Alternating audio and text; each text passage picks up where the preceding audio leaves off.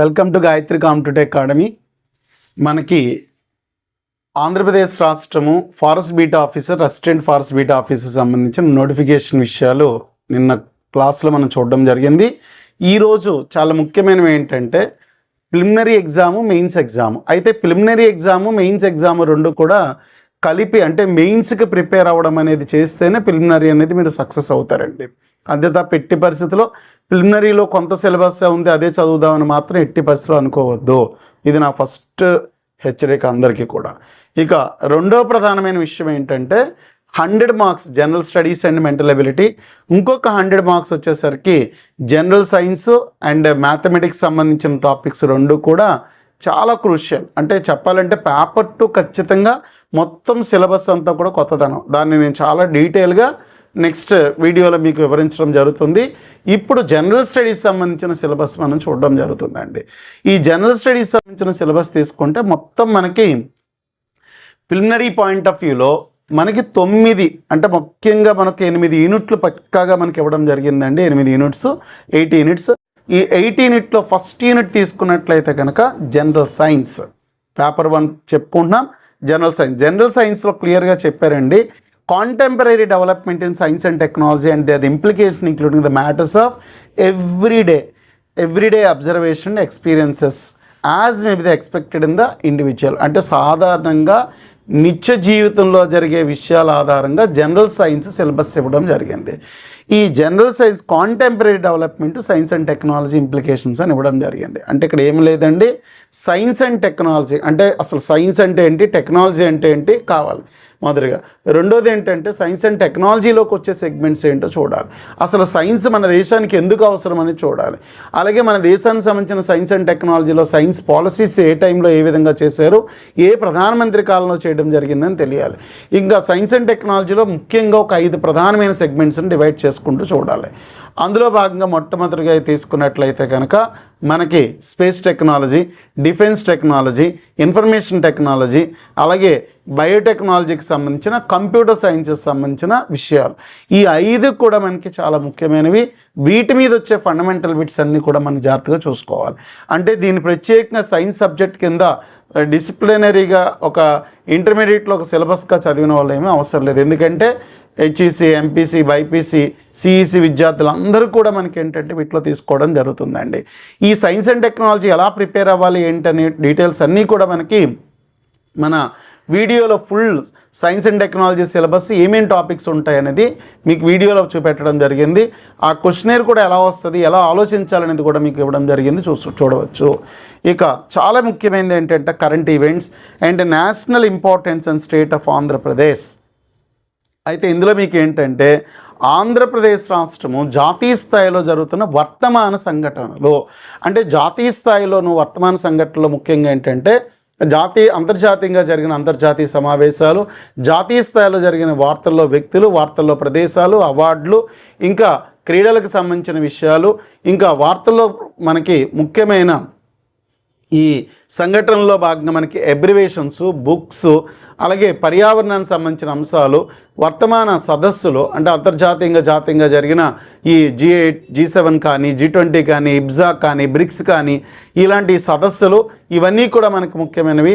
అలాగే ఆంధ్రప్రదేశ్ రాష్ట్రానికి సంబంధించిన ఆంధ్రప్రదేశ్ రాష్ట్ర ప్రభుత్వం ప్రవేశపెట్టిన విజన్ డాక్యుమెంట్ కానీ, P4 పథకానికి సంబంధించిన కానీ, రాష్ట్ర ప్రభుత్వం ఇస్తున్న సంక్షేమ పథకాలకు సంబంధించిన విషయాలు, అలాగే ఆంధ్రప్రదేశ్ రాష్ట్రం మనకి ఈ క్వాంటమ్ టెక్నాలజీకి సంబంధించిన చేపట్టే చర్యల గురించి కానీ, అలాగే ఆంధ్రప్రదేశ్ రాష్ట్రం తీసుకొచ్చిన కొన్ని లేటెస్ట్ అంటే నూతనంగా ఇచ్చిన కొన్ని శాస్త్ర సాంకేతిక విజ్ఞాన అంశాల మీద ఇటీవల ఇచ్చిన అప్రోచెస్, P4 ప్లానింగు, ఇలాంటి ప్రాథమికమైన అంశాలన్నీ కూడా మనకి ముఖ్యమైన అంశాలండి.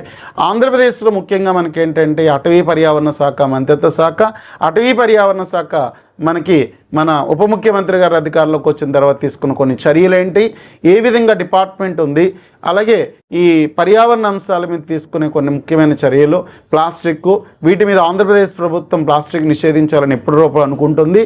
ఇలాంటి ప్రాథమికమైన అంశాలన్నీ కూడా మనకి ఏంటంటే చాలా ముఖ్యం ఉంటుందండి. ఇది కరెంట్ అఫైర్స్లో మీరు చూడవలసిన విషయం.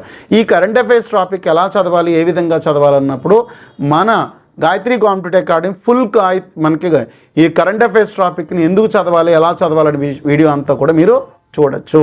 ఇక మూడో ఇంపార్టెంట్ అంటే హిస్టరీ ఆఫ్ ఇండియా.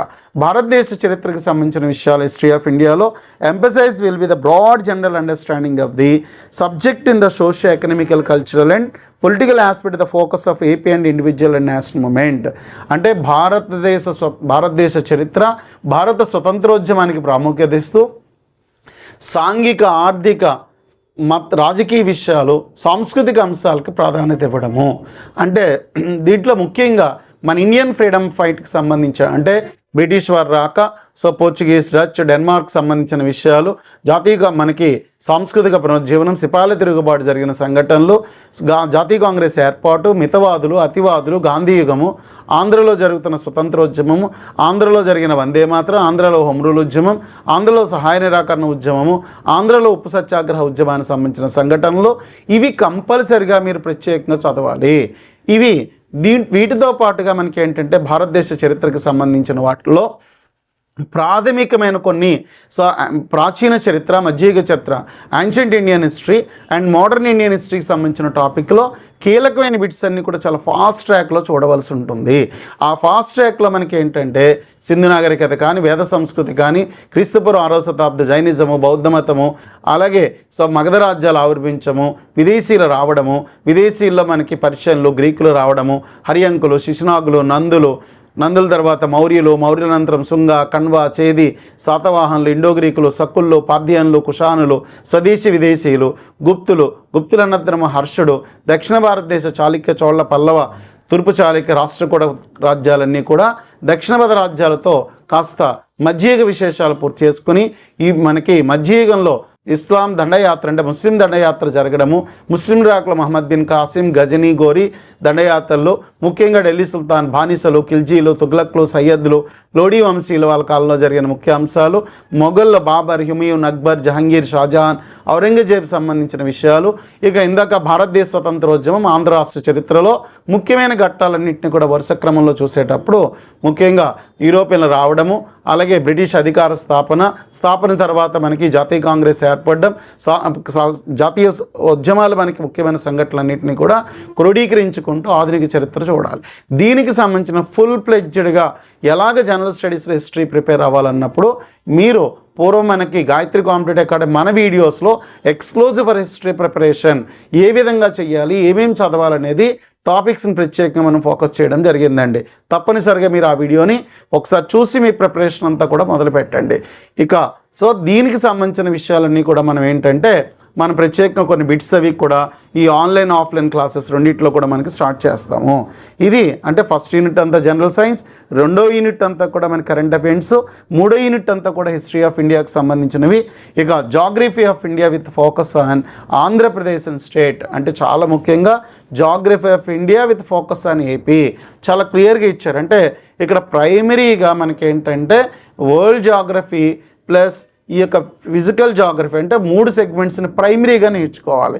అంటే మీకు ప్రాథమికంగా నేర్చుకోవాలి కొన్ని విషయాలు అన్నప్పుడు ఏంటంటే కనుక యూనివర్స్ గురించి, స్పేస్ గురించి, సోలార్ సిస్టమ్ గురించి కొంత అవగాహన వచ్చి భూమికి సంబంధించిన ప్రధానమైన విషయాలు, అక్షాంశాలు, రేఖాంశాలు, గ్రహణాలు, భూమి యొక్క అంతర్భాగము, ఎందుకంటే ఇవి తెలిస్తే కానీ ఎన్విరాన్మెంట్ సైన్స్ అది కూడా అర్థం కాదు. కాబట్టి ఎన్విరాన్మెంట్ సైన్స్ అర్థం అవ్వాలన్నా, అటవీ వ్యవస్థ అర్థం అవ్వాలన్నా, ల్యాండ్ ఫామ్ స్ట్రక్చర్ ఖచ్చితంగా తెలియాలన్నా కూడా ల్యాండ్ ఫామ్ స్ట్రక్చర్లో చాలా ముఖ్యమైన మీకు పర్వతాలు కానీ, పీఠభూములు కానీ, మైదానాలు కానీ ఇవన్నీ కూడా మీకు అవగాహన రావాలన్నప్పుడు కాస్త ఫిజికల్ జాగ్రఫీతో పాటుగా రెండవ కీలకమైన అంశాలు ఏంటంటే కనుక ఈ యొక్క హైడ్రోస్ఫియర్, అట్మాస్ఫియర్ సంబంధించినవన్నీ కూడా 3 రావాలి. అంటే లిథోస్ఫియర్, హైడ్రోస్ఫియర్, అట్మాస్ఫియర్ ఈ 3 అంశాల మీద ప్రాథమిక అవగాహన వచ్చిన తర్వాత అప్పుడు భారతదేశం యొక్క భౌగోళిక స్వరూపము, భారతదేశానికి సంబంధించిన ఈ యొక్క నదీ వ్యవస్థ ఎలా ఉంది, నేలలు ఎలా ఉంటాయి, ముఖ్యమైన ఖనిజాలు ఏంటి, అటవీ వ్యవస్థ ఏంటి, ఎక్కడెక్కడ ఏ పార్కులు ఉంటాయి, ఈ పార్కులు ఏర్పాటు చేయడంలో ఉద్దేశం ఏంటి, బయోస్పియర్స్ ఏంటి. ఈ యొక్క ప్రభుత్వ రక్షణ కోసం ప్రభుత్వం జాతీయ స్థాయిలోనూ ఆంధ్రప్రదేశ్ రాష్ట్రంలోనూ కూడా మనకి అభయారణ్యాలు ఎక్కడ ఉన్నాయి, ఏ విధంగా ఉన్నాయి, అటవీకి సంబంధించిన కొన్ని ముఖ్యమైన చాప్టర్స్ని మీరు తప్పనిసరిగా మీకు ఏంటంటే ఏపీ జాగ్రఫీ, ఇండియన్ జాగ్రఫీలో చూడాలి. దీని యొక్క విషయాలు జాగ్రఫీ అంతా కూడా ఎందుకు ఎలా చదవాలనే విషయం మనకి గాయత్రి కాంపిటేటివ్ అకాడమీ ప్రీవియస్ దాంట్లో ఒక లెంతీ క్లాస్ జాగ్రఫీకి సంబంధించిన విషయాలన్నీ కూడా మీకు ఉంటాయి. ఇక Indian polity and economy including of the countries in political system and rural development and planning and economic reforms in India. అంటే ఇండియన్ పాలిటీ అండ్ ఎకానమీ రెండింటిని కూడా కలిపి ఇవ్వడం జరిగింది. అంటే ఇండియన్ పాలిటిక్స్ సంబంధించిన దాంట్లో అసలు భారత రాజ్యాంగం అంటే ఏంటనే విషయాలు తెలుసుకుని, అలాగే భారత రాజ్యాంగంలో ప్రాథమిక హక్కులు, ఆదేశ సూత్రాల పర్యావరణ రక్షణ, అటవులను పరిరక్షించడం, అడవులు అనేవి ఏ జాబితాంశాల్లో ఏర్పాటు చేయడం జరిగిందనే విషయాలు తప్పనిసరిగా తెలియాలి.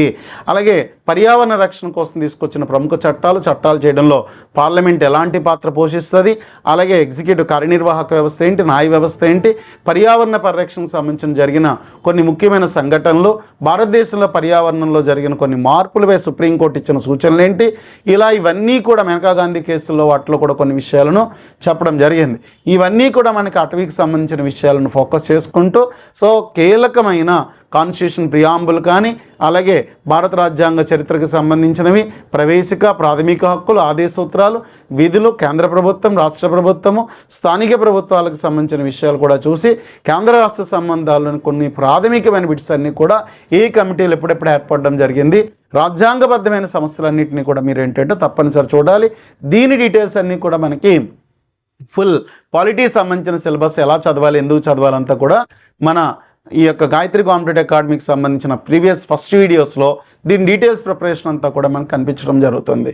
ఇక భారత ఆర్థిక వ్యవస్థకు సంబంధించిన వాటిలో భారతదేశ ప్రణాళిక వ్యవస్థలో సస్టైనబుల్ డెవలప్మెంట్ ఐడియాలజీ, ప్లానింగ్లో నీతి ఆయోగ్ సంబంధించిన ప్రాథమికమైన అంశాలు, పర్యావరణ హితపరమైన చర్యలు ఏంటి, భారతదేశ చరిత్రలో ఈ పర్యావరణ హితం కోసము తీసుకొచ్చిన అంశాలు, అసలు ఈ పేదరికము, నిరుద్యోగము, జాతీయ ఆదాయానికి సంబంధించిన విషయాలు, ఈ ప్రాథమికమైన ద్రవ్యానికి సంబంధించిన విషయాలు, బ్యాంకింగు, ఇవన్నీ కూడా మనకి ఏంటంటే మన దేశ పర్యావరణానికి బడ్జెట్లో కేటాయింపులు ఏంటి, ఆర్థిక సర్వేలో అడవుల గురించిన పర్సంటేజ్ ఎంత ఉంది, ఇలాంటి ఓరియంటేషన్ క్వశ్చన్స్ తప్పనిసరిగా మీరు ఏంటంటే చూడవలసి ఉంటుంది.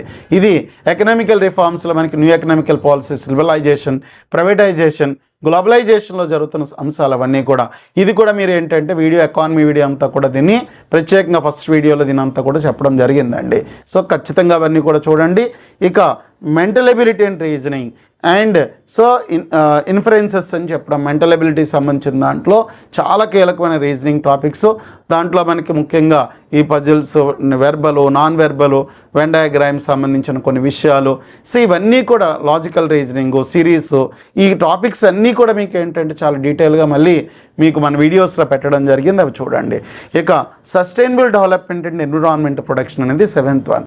ఈ సస్టైనబుల్ డెవలప్మెంట్, సుస్థిరాభివృద్ధి, అసలు సుస్థిరాభివృద్ధి అంటే ఏంటి, సుస్థిరాభివృద్ధి సంబంధించిన గోల్స్ ఏంటి, ఐక్యరాజ్య సమితి ఇచ్చిన గోల్స్ ఏంటేంటి ఉన్నాయి, మన భారతదేశంలో సుస్థిరాభివృద్ధి చర్యలు ఏ విధంగా చేపట్టారు, అంతర్జాతీయంగా మనకి సుస్థిరాభివృద్ధి కోసం చేపడుతున్న చర్యలు, పర్యావరణ పరిరక్షణ కోసం జరిగిన అంశాలు, ఇటీవల జరిగిన కోప్ సదస్సులు, మీటింగ్లు, ఇవన్నీ కూడా తప్పనిసరిగా తెలియాలి. ఇక ఎన్విరాన్మెంటు, జాగ్రఫీ, డిజాస్టర్, ఈ మూడు కూడా ఇంటర్లింక్ చాప్టర్స్. ఈ sustainable development, Geography, disaster management మీకు అంతా కూడా మన వీడియోస్లో చాలా క్లియర్గా పెట్టడం జరిగింది. మ్యాక్సిమం మీ మిత్రులకు ఇంటర్మీడియట్ పాస్ అయ్యి అప్లికేషన్ పెట్టుకున్న వాళ్ళందరికీ కూడా మన ఛానల్ని సబ్స్క్రైబ్ చేయమనండి, లైక్ చేయమనండి, కామెంట్ పెట్టమనండి. తప్పనిసరిగా మీరు ఏంటంటే విషయాలు అందరికీ కూడా షేర్ చేయండి. ఇక డిజాస్టర్ మేనేజ్మెంట్కి సంబంధించిన వాటిలో మనకి concept in disaster management, vulnerability and profile and Indian state of AP, అంటే ఆంధ్రప్రదేశ్ రాష్ట్రము భారతదేశంలో మనం కొన్ని ప్రత్యేకమైన సంరక్షించవలసిన జాతులు, వాటి కోసం జరుగుతున్న విషయాలండి. Cause and effects of cyclones cause ఏంటి, సునామీలు ఏంటి, ఫ్లడ్స్ ఏంటి, అంటే అడవులు నష్టం పడితే జరిగే విపత్తులు చాలా ముఖ్యం. అందుకే జాగ్రఫీ, సస్టైనబుల్ డెవలప్మెంట్, డిజాస్టర్, ఈ మూడు కూడా అనుసంధానమైన టాపిక్స్. దీన్ని వేరుగా చూడొద్దని జాగ్రఫీ మీకు ప్యూర్ సబ్జెక్ట్లో చెప్పడం జరిగింది. సునామీలు ఎందుకు వస్తాయి, సైక్లోన్స్ ఎందుకు వస్తాయి, అడవులు ఎందుకు పెంచాలి, అడవులు పెంచకపోతే ఏం జరుగుతుంది, మనకి క్షామం ఏ విధంగా రావడం జరుగుతుంది, ఈ విపత్తుల నుంచి ఎలా రక్షించుకోవాలి, అసలు కరువు అంటే ఏంటి, ఇవి రావడానికి కారణం ఏంటి, భూగర్భ జలాలు ఎందుకు తగ్గిపోతాయి, ఇలాంటి ఒక ఆలోచనాత్మకమైన ప్రశ్నలన్నీ కూడా మీరు ప్రిపరేషన్కి ఖచ్చితంగా చేయవలసి ఉంటుందండి. అలాగే సో మ్యాన్మేడ్ డిజాస్టర్స్ ప్రివెన్షన్స్ని తీసుకుంటున్న మనిషే తీసుకొచ్చిన కొన్ని విపత్తులు ఏంటి, ఆ విపత్తుల కోసం దాని వ్యూహాలు ఏంటంటే ఉన్నాయి, సో దానికోసం చర్యలు ఏంటి, ఈ మెజర్స్, ఇవన్నీ కూడా జాగ్రఫీతో, డిజాస్టర్, జాగ్రఫీ ప్లస్ మనకి సస్టైనబుల్ డెవలప్మెంట్, తప్పనిసరిగా మీరు ఆ వీడియో చూడండి. ఆ వీడియో చూస్తే వీటి ముక్కుడిటికి గల సంబంధం అద్భుతంగా అర్థమవుతుంది.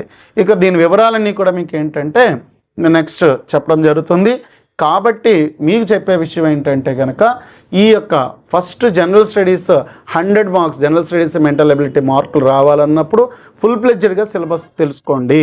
అలాగే రెండో ముఖ్యమైన అంశాలు ఏంటంటే దానికి ఏం చదవాలి, ఎటువంటి మెటీరియల్ చదవాలి, ఏ ఓరియంటేషన్ చదవాలో చూడాలి. జనరల్ బిట్స్ ఇచ్చేసిన ఫోకస్డ్ బిట్స్ ఇచ్చినా చేయాలి. దీనికి కావలసిన మంచి కోచింగ్ ఆన్లైన్ కానీ ఆఫ్లైన్ కానీ. సో దీని యొక్క మెంటర్షిప్ ఖచ్చితంగా మీరు తీసుకోవడం కోసం మన గాయత్రి కాంపిటేటివ్ అకాడమీ చేపట్టే కార్యక్రమంలో పాల్గొనడం కోసం మీకు ఇక్కడ నెంబరు అడ్రస్ కూడా ఇవ్వడం జరుగుతుంది. సో ఈ యొక్క ఛానల్ మీరు లైక్ చేయండి, సబ్స్క్రైబ్ చేయండి, ఇంకా మన ఫ్రెండ్స్ అందరికీ కూడా తెలియచేయండి. Thank you very much.